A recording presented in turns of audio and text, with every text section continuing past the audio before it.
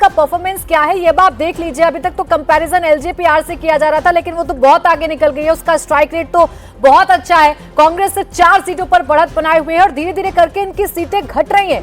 AIMIM जिसको लेकर कहा जा रहा था कि ये ठीक पार्टी नहीं है, वोट कटुआ पार्टी है, लेकिन देखिए वही एआईएमआईएम 5 सीटों पर बढ़त बनाए हुए है। और ये 4 सीटें कांग्रेस की दिख रही है, इसमें से 2 सीटों में तो कांग्रेस 800 वोटों से लीड पे है खाली।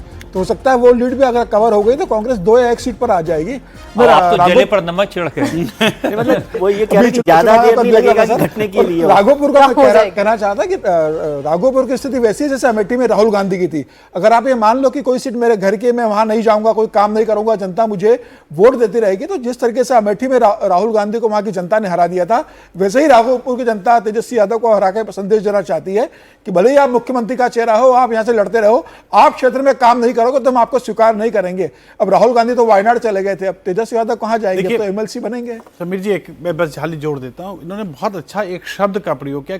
कई दफे शब्दों से भी हमें समझना चाहिए। इन्होंने कहा कि जैसे लॉन्च किया, ये लॉन्च्ड नेता होते हैं, कभी यहां से लॉन्च किया जाता है, कभी वहां से लॉन्च किया जाता है, रीलॉन्च किया जाता है। तो ये जो रीलॉन्च होता है ना, जब तक आपके पास कोई पकड़ नहीं है। राघोपुर की स्थिति क्या थी, राघोपुर की कंस्टिट्यूएंसी को देखिए, वहां के विकास को देखिए, जहां का कुछ दिन के लिए तो डिप्टी चीफ मिनिस्टर भी थे।